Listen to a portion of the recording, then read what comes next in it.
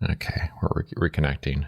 No internet connection. Refresh. Any luck with that? Oh, I guess not. And we have lost Ben. He is gone. Okay, I'm back on a different Wi-Fi. Hopefully that makes it better. Yeah, you're coming through. So, all right. Okay. All right, third time's the charm. We got about maybe 2 minutes, 20 seconds of dead rolling audio that won't make any sense, but it's going to be great intro. Oh, yeah. Yeah.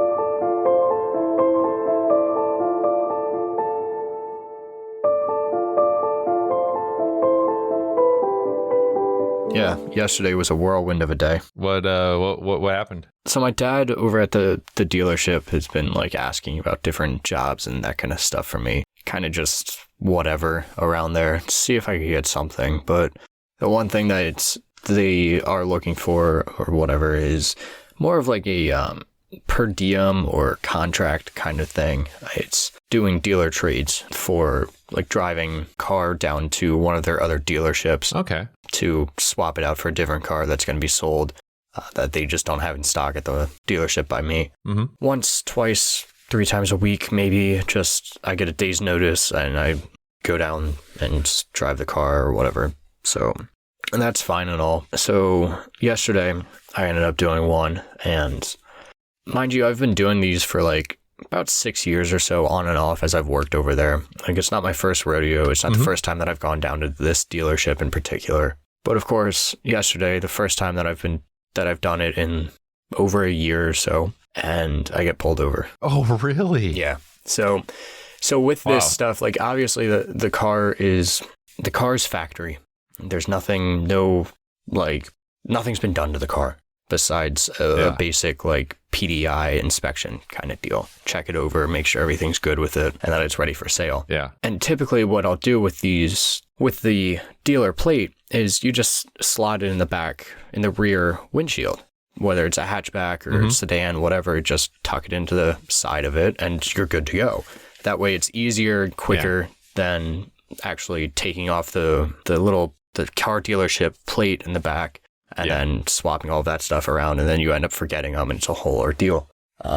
So I did that, and again, it's just what everybody does. Every dealership around us does it, and never had an issue with it. Yeah. Until yesterday. Until it was an issue. So I'm driving down, I'm doing the speed limit, I'm in the left lane passing someone, and I see the cop come up behind me. I'm like, all right, here we go. And mind you, I'm going down to New Jersey. Yeah. And at least in Pennsylvania, New Jersey has a reputation of not being the best state in the world. It's armpit of America. And I'm driving down, a cop comes up behind me. I'm like, all right, well, maybe he just wants to pass. Like, maybe he's just cruising along. He just wants to pass. So I get into the middle lane and he gets right behind me. I'm like, all right, here we go. Yeah. So I'm like, all right, I wait, like 2 seconds later, lights come on. I'm like, let's see what this is about. Pull over, and needless to say, this guy comes up and he's like, yeah, so license, registration, and insurance. I'm like, here's my license. Like it's a little tricky, in the situation. Like, here's my license, the registration and insurance, whatever they have, the dealership has, is in the plate in the back. Like, it's just a hatchback, just pop it open, like, you're good. So he's like, all right. And he asks, so you work for the dealership? Yeah. Well, where are you going? Going down to, I tell him the name of the dealership, and in the name of the dealership is the town in which the dealership is in. And he asked me, what town is that in? Like, all right. I tell him the town. He's like, all right. And just hold tight a minute, and he goes back, grab the plate, issues me a warning for unclear plate, like, whatever. And then the kicker for all of this too is the fact that it's not like he then was like, okay, now let's figure out, like, let's get out of the car together or whatever, unscrew the decal plate, put this plate on where it's supposed to be so that it's no longer an unclear plate. No, he just lifts the hatchback back up and he's like, I'm going to put this back where it was, all right? I'm like, so I can get pulled over again 20 minutes down the road. Yeah. I don't know. Whatever. And then of course, to make it even better, as I'm driving this other car, I finally get down to the dealership. I pick up the car. I'm coming back. And mind you, I have about an hour and 40-minute drive or so. And listening to podcasts and everything. And then I look in the corner of the front windshield and I'm like, this thing isn't inspected. And it makes sense because I'm going from New Jersey to Pennsylvania, and New Jersey, the dealership knew that it was going to be sold in Pennsylvania. So you're not going to inspect it for New Jersey if it's going to a different state to be sold in. But still, I'm like, great. And I realized that about a half hour in. I'm like, great. So now I'm just waiting. And I was waiting the entire time. And luckily it didn't happen. But I was just waiting for another cop to pull me over and be like, so why isn't this inspected? Like, come on. So what all is involved in the inspection? It's just your typical inspection for it, for your car that you go through every year. Oh, is it like it's not going to be an emissions thing, is it? Or is it just... I mean, it's like it's your standard emissions and yearly inspection. It's just that they have to do it prior to the car being sold and everything. Oh, I didn't even know that was a thing that happens before they're sold. I always just kind of figured, oh, it's brand new, it should be all good and stuff. But yeah, I guess that makes sense. Yeah, you would think that it would be all good, but you'd be surprised. I guess when you're making anything in mass production, there's bound to be mistakes. There could be issues. Yeah. So that was my day yesterday. So that was fun. Now, do you have any sort of like company shirt you're wearing or uniform or anything like that? Okay, so I see how that could add to an extra little bit of, though at least when you roll down the window and then just tons of new car smell just pours out. Yeah, I mean it's a brand new. Yeah, it's a brand new car. I have a dealer plate on it, and I have a little paper that tells me like what car I'm going to this other dealership to get. Like the VIN number, so I can double check everything, make sure that they're not sending me back with the wrong car. Because again, happens more than you believe.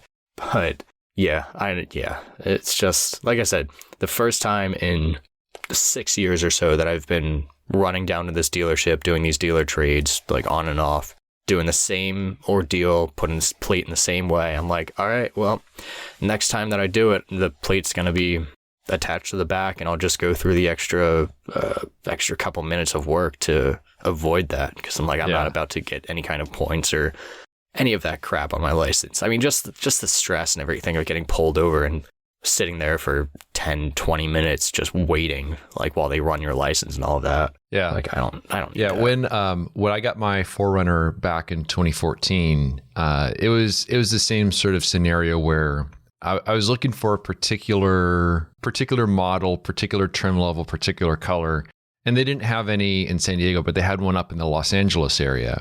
And so same thing where they drove it down and then, swapped it for whatever was there. Yeah. And I'm just kind of curious on the back end, is that just something that dealers do regularly, and they're just... I don't know if there's any expenses involved or anything like that, or is it just being good to other dealers and trying to move them? I mean, I'm curious how that works from the back end. Yeah, so at least in this case, and most dealer trades are going to be like, there's Emmy. Most dealer trades are going to be like between dealerships that are owned together, like it's the same owners. So like in this case, it was just this dealership owns a couple in my local area, and then some north of us and some in New Jersey. Okay. That's the easiest, because then it's just a straight swap, and you just do a little bit of computer work, and it's there's no money being traded or anything, no value being traded really. Yeah. But in the other cases where it is more of a one dealership to another dealership, and there's no co-ownership between it, it's just two different dealerships, then that's where you get into a little bit of like the value trade and everything. It's like, okay, well, you are trading me a sedan for a hatchback or an SUV. Yeah. Like, obviously the SUV is worth more monetarily, so the sedan plus money, and it all gets done in the back. Yeah. But all of that is like MSRP. That's like, obviously, I don't think they're going to be like, oh, well, we're going to make $5,000 off of this trade. It's more like just the goodwill of it, because you want those kind of working relationships between local dealerships, because it makes your life easier too. Yeah, in my case, it was the dealers were not affiliated with each other. The dealer that was here in San Diego, they were very, because I went in there knowing that they did not have the car I wanted. Right. And actually, I wasn't even planning on buying it. I was more so wanting to check it out. But I went through the steps and said, hey, this is what I'm looking for. Thinking I'm going to get on a list for when one comes in. But he typed it in on the computer, says, oh, they got one up in LA. I can have it down here today or whatever. I'm like, all right, I guess I'm buying a car today. Yeah. Isn't that how it always happens though? Like you just go in, you're like, I'm just looking. Like that's for pretty much anything. Like I'm just looking at these books, and then you walk out of the bookstore with 15 more books, or maybe that's just me. But though in this case it was my wife and I got married in 2012, and so this is 2014. I called my wife. I'm like, I got a new car. And, I mean, it was something that was kind of in the works, but like I wasn't necessarily planning on getting it that day. But yeah, they were very quick to do that. So that's why I was curious about on the back end, because it seemed like they were going through a bit extra effort to do something that seems like it would be a pain to do. In terms of transferring a car down. So I was wondering if something on the back end, I don't know. It just seemed like they were very happy to do that, which was very surprising to me. Yeah. Well, I mean, if you think about it though, too, it's the simple fact that they're making a guaranteed sale off of you by getting you in that car today. Yeah. So even if it is like a pain in the ass for them if they don't have that withstanding relationship or whatever the case is, they're still going to go through those extra few hoops because they want you to be buying from them. They want that sale. So, and that's that at the end of the day, money is what matters most to them. Like it's a very gross practice, but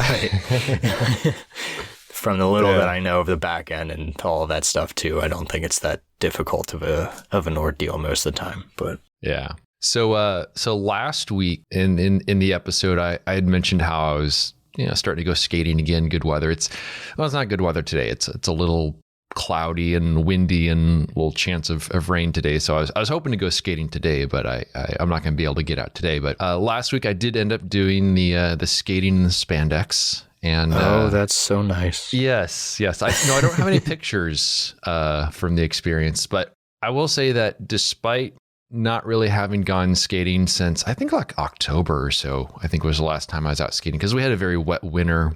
In the area I go, there's water that drains across the path if it's rained lately, and so it's just not good until it dried out. So, but it was interesting having not gone skating for a while.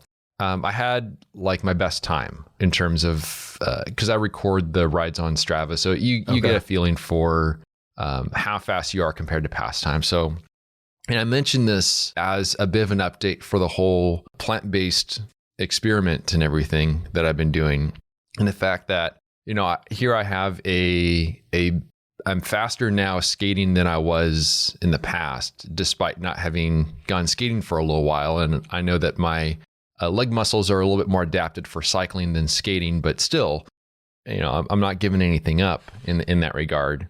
And I've been doing weights more for the past, about a month or so. I've been doing leg presses, been doing arms and core and upper body and stuff, and definitely gaining a good amount of muscle and strength as a result.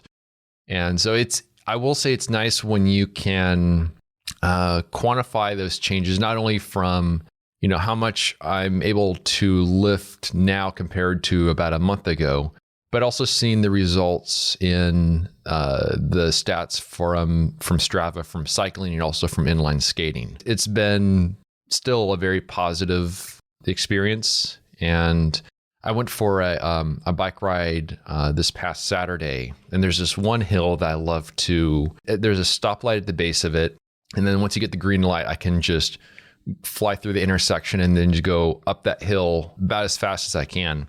So it's a very good measure in terms of how strong my legs are, and they're stronger now than they were, in the past times I've gone on that. So things are going well. Good. And I don't have any plans on doing anything differently and going back to where I was before. So it's officially plant-based Ben. Yeah. It's that's going to be your new Instagram handle. Yes.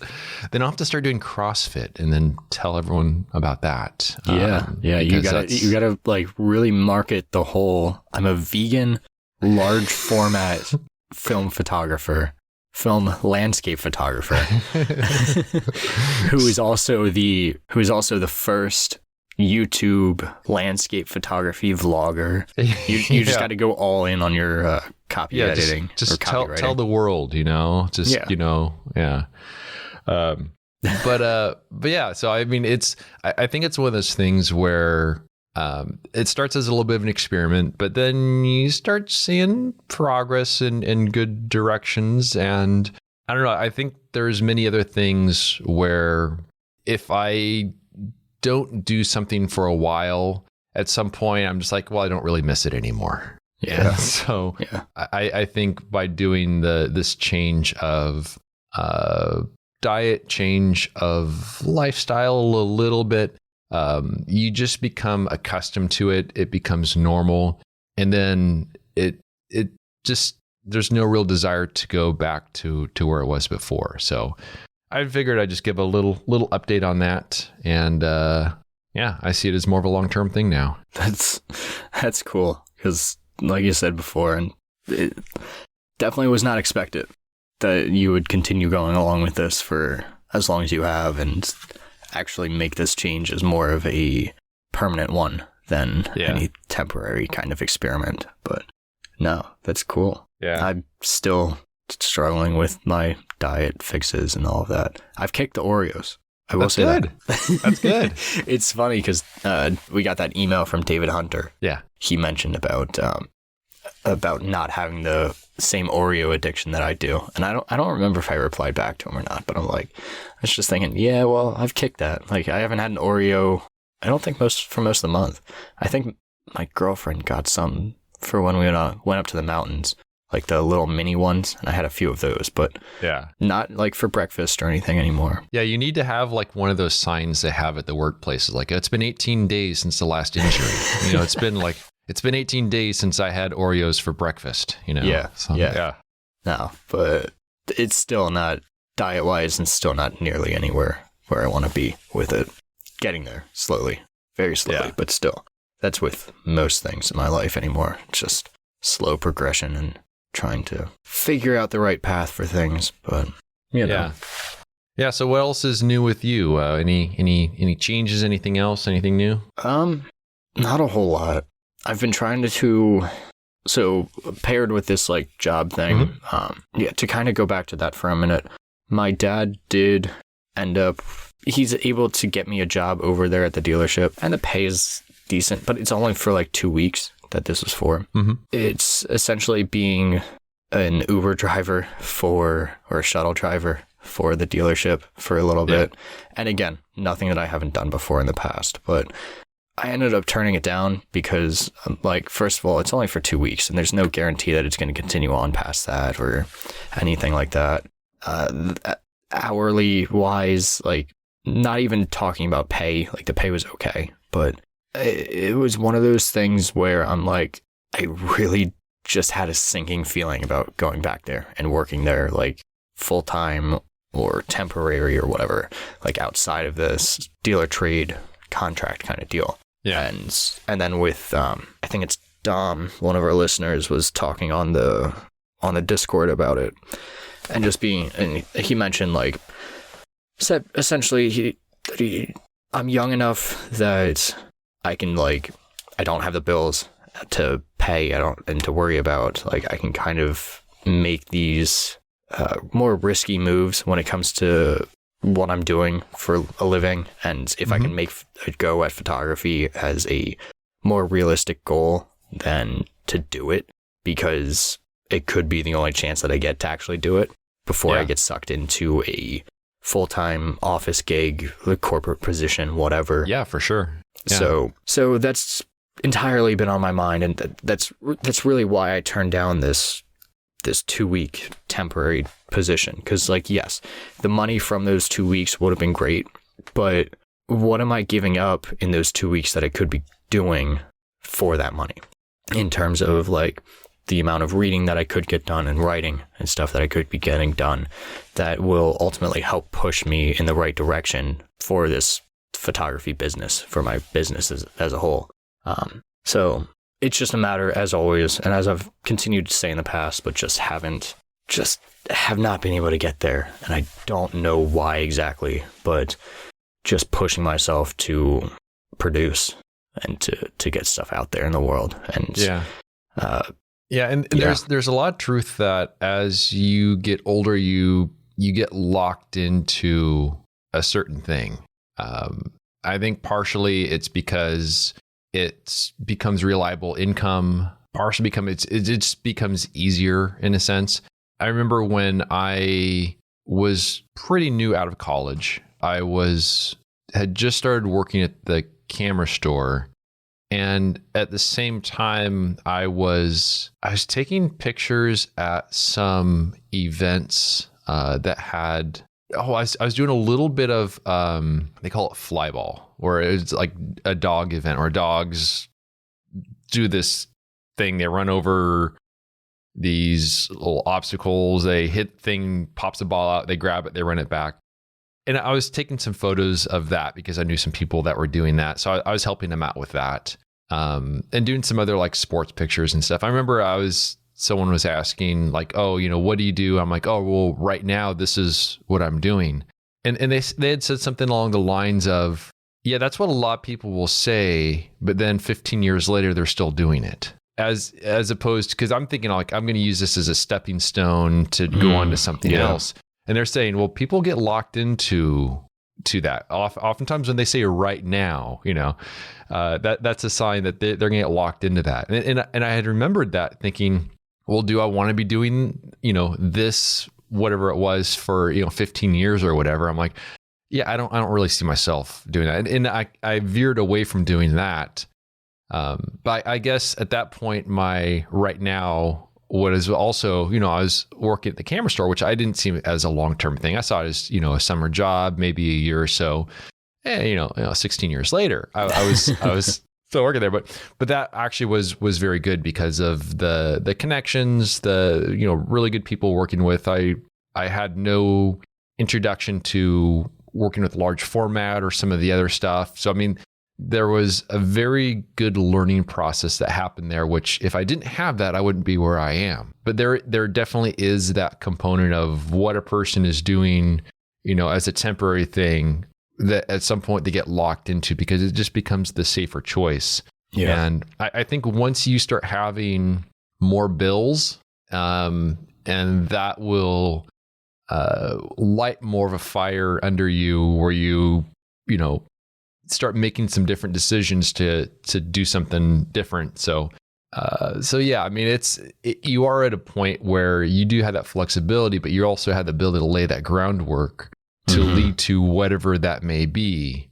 And I also see how, accepting that 2-week job could, I don't know, does it feel like admitting defeat in a way? I'm trying to figure out how that might feel, or is it more of just giving up the time that's the issue? It's not so much feeling defeated in that sense. Yeah. It's more that it's just, giving up the time I would go for. Because my big thing right now is you ended up working at the camera store for 16 years, but you don't regret that because you enjoyed the time with it. You had those connections that you built up and everything. For any job like working at the local gas station or retail in general or anything, there's really no benefit to it for me outside of the monetary aspect, outside of the perhaps health insurance, whatever. And so right now, I still have enough time with health insurance wise that I'm like, if I'm going to accept a job working for someone else, I want it to be a job that I can actually enjoy doing, like where I can actually grow and be challenged in it. So if it's teaching or working at a school, then great. Yeah, I'll go for that, because I can go for that on a year-to-year basis, really, when it comes to teaching if I want. Or if it's working for like a publishing company or something like that, then yeah, because there's something that I'm going to take away from that is beneficial in my long-term goals. But like I said, working at this car dealership for 2 weeks or for the summer or for 15 years, I'm not going to get anything from that besides discounts on my oil changes. Yeah. I mean, like there's nothing there for me. Yeah.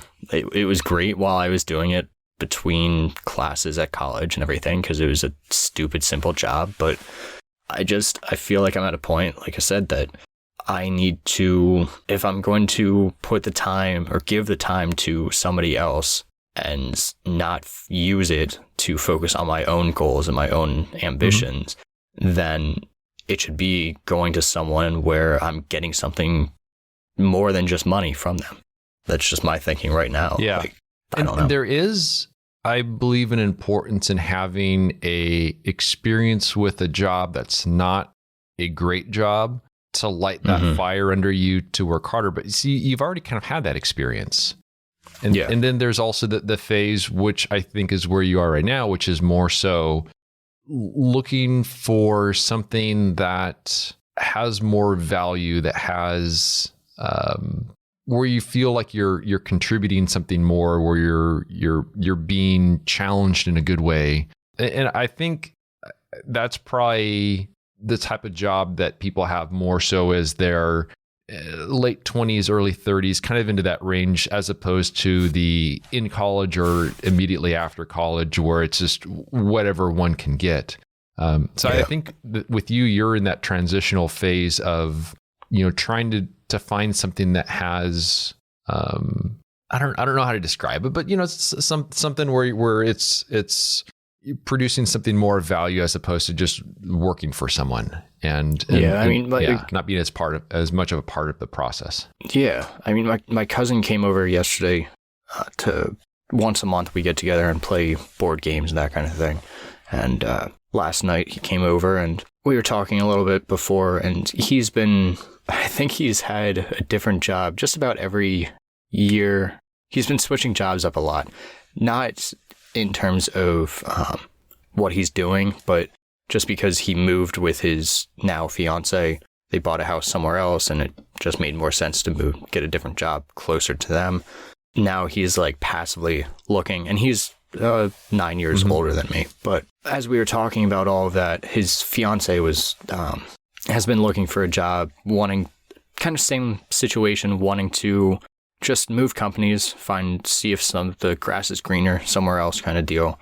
He was pretty much saying that she comes home from work or even being remote, she gets done with work and she's just exhausted for the day. Like she's wiped out entirely. Yeah. And the same goes for him. Like if on the days that they are working, they're exhausted by the time that they're done. And even on the days that they're not working, it takes them most of the day to like recover, because unless you're just pushing to get back onto it. I mean, even my mom, she recently switched to working for a different hospital. And so she's working 3 12-hour shifts each week. And she has those 3 shifts, and then it takes her a full day, one of her days off, to recover from afterward because she's just so exhausted. And I just hear that kind of stuff, and I just think like, that is just not what I want. Like if I teach, then yeah, that's one thing. Like I still have within me a strong desire to teach, to help people, to interact in that way. But to do that and be exhausted, I at least feel good about what I've done. Yeah. And I enjoy what I've done, and I can come away and say like, yes, this is at least a part of my purpose in life. But to go and to work for someone else and then to come home and be exhausted and you hate every second of working there, and then you just regret the fact that you're working there, but you have no choice because you're trapped because of the monetary aspects. Yeah. Like that alone is like my biggest push to working for myself, to be doing something that I actually enjoy doing, because what's the point otherwise? Like, I don't want to get trapped into like so many other people do, where you do come home exhausted and you just hate it.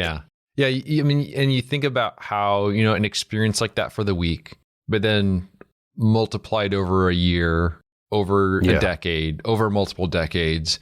And at some point, it's just this monotonous thing where there really, even if there is growth with regard to, the income grows, but then so do the responsibilities.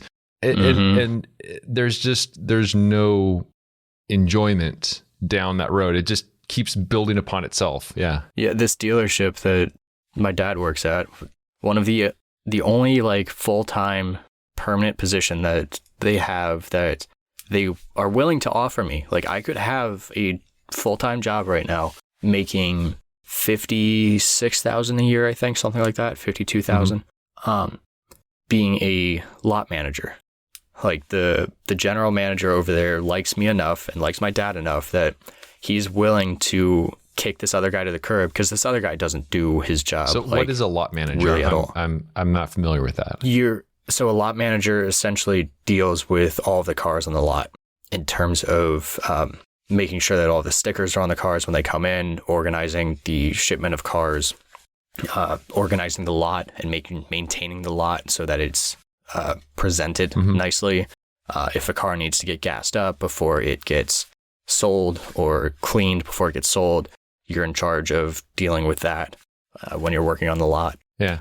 So it's all of that kind of stuff. Okay. It's like, if you ever go to a dealership and they pass someone the keys to get it gassed up, that's one of the lot techs. Okay. Is what they're considered. So not necessarily a difficult job, like at all, but it's a matter of, I also know the people that work over there that worked a lot, and none of them do their job either. So you're managing people that don't want to do their job. Yeah. So then you're doing all of the work.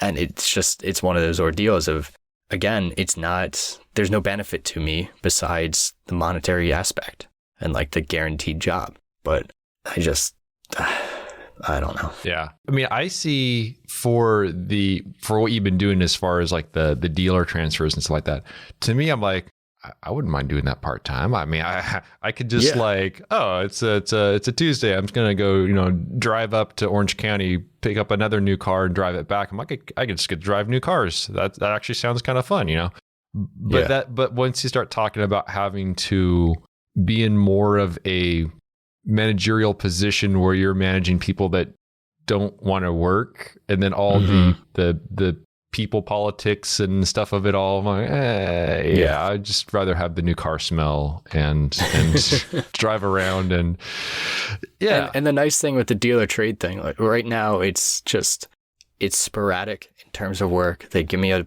1 or 2 day heads up, and they're like, hey, we need this dealer trade done. We need the car by like Friday afternoon. Are you able to go pick it up? And I'm like, yeah, okay, I'll go pick it up. I do it, I come back, I get paid, and I might not hear from it for another week.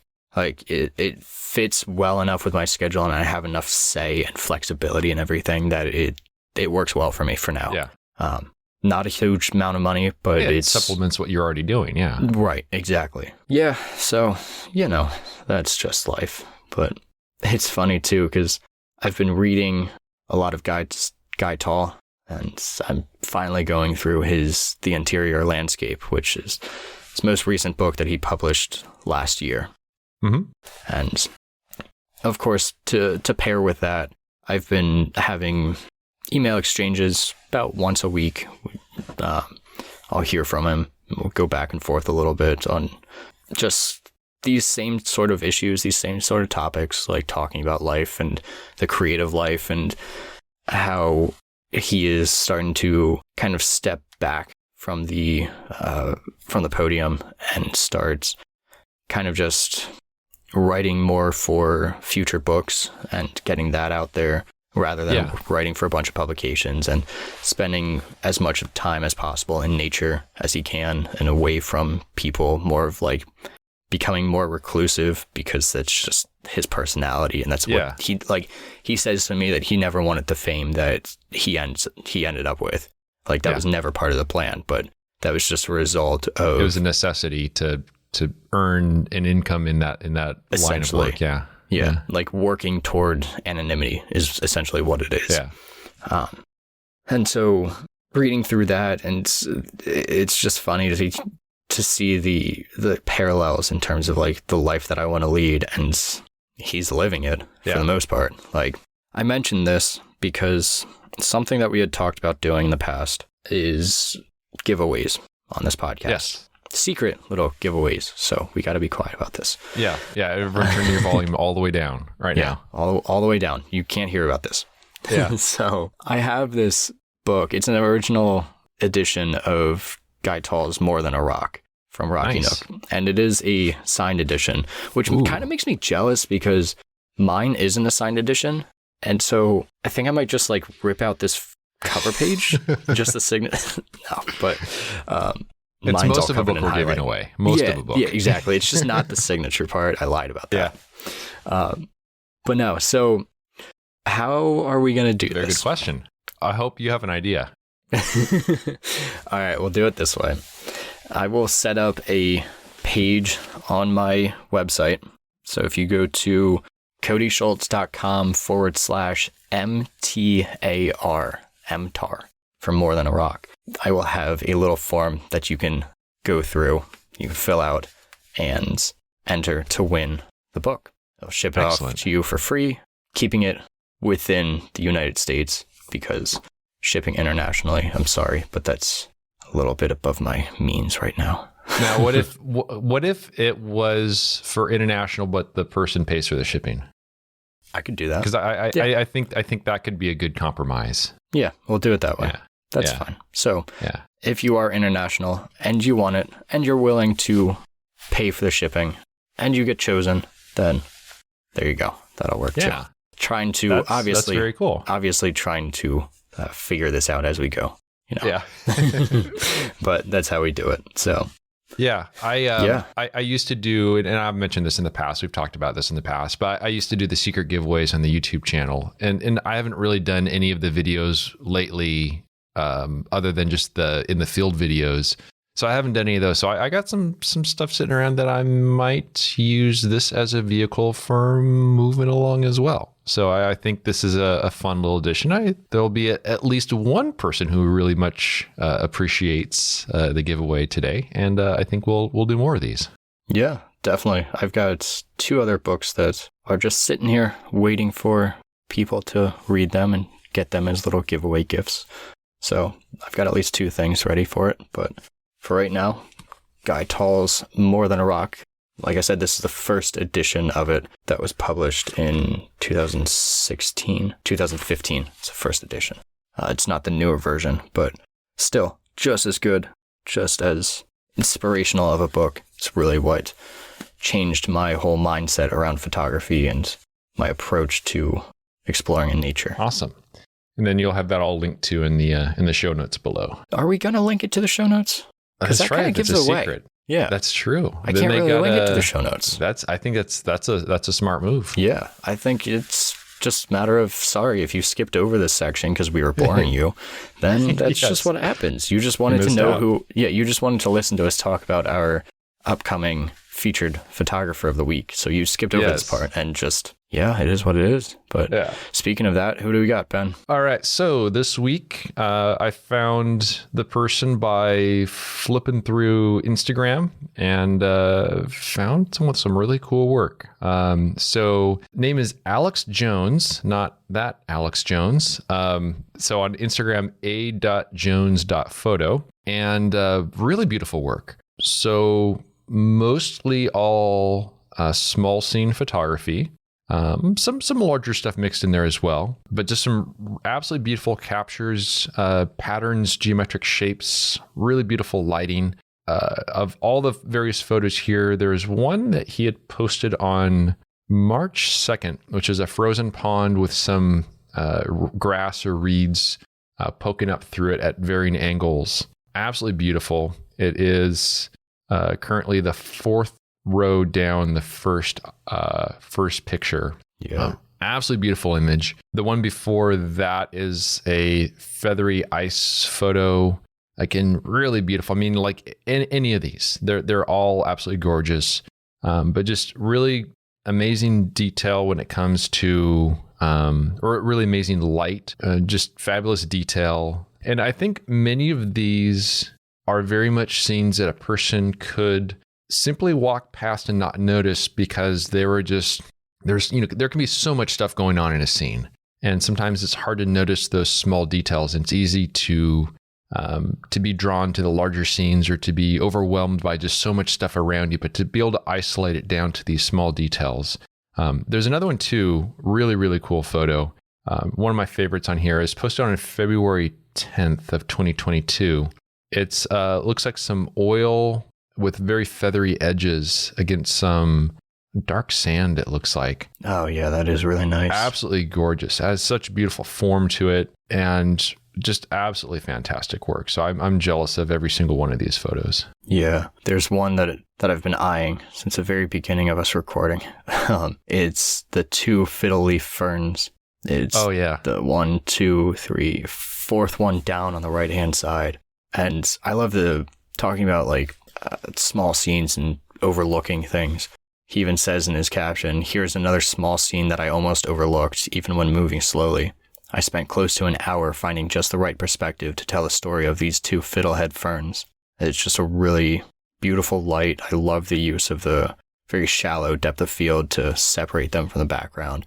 And I even like the little attention to detail that he gave for where you have those 3 stalks of the ferns, 3 individual stalks in the background. Yeah, that's really nicely composed. And I love the second comment too.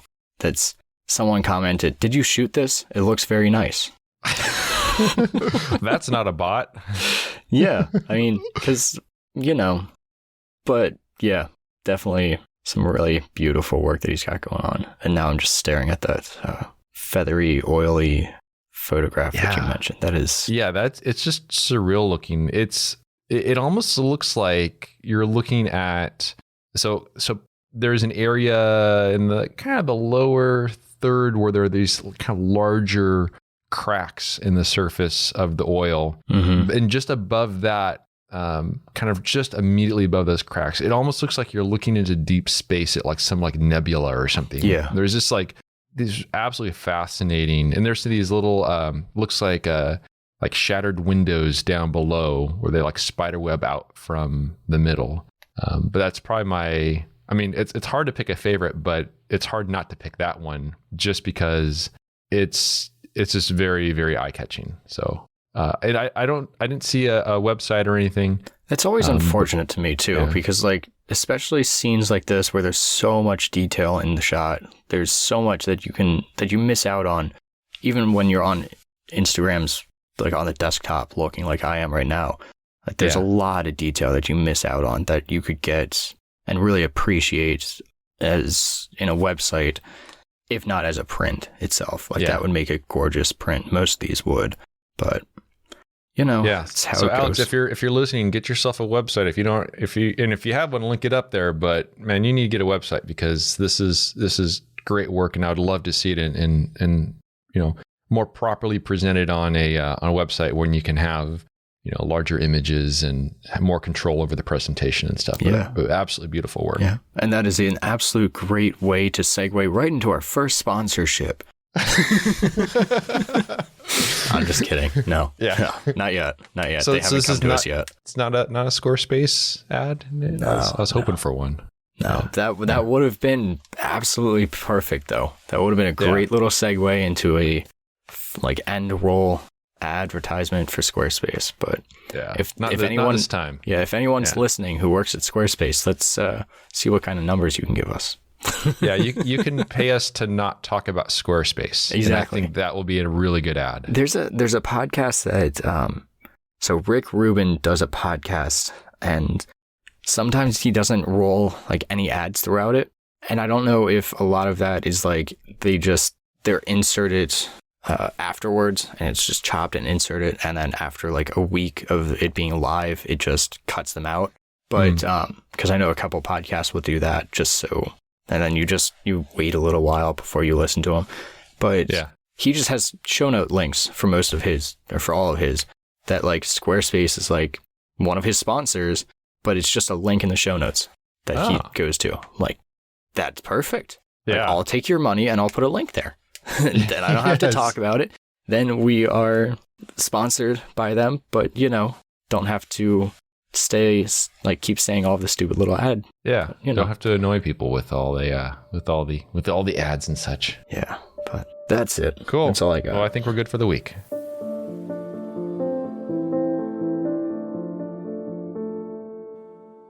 I hope you enjoyed our creative banter. You can learn more about Cody's work by visiting his website, codyschultz.com. And you can find my work at benhorn.com. For further discussion, join us at patreon.com/creativebanter. It's a place where we can interact with you, the listener. And although we greatly appreciate those who contribute by joining a tier, discussions are open to everyone, whether you're a paying member or not. Thanks so much for listening, and we'll see you around next time.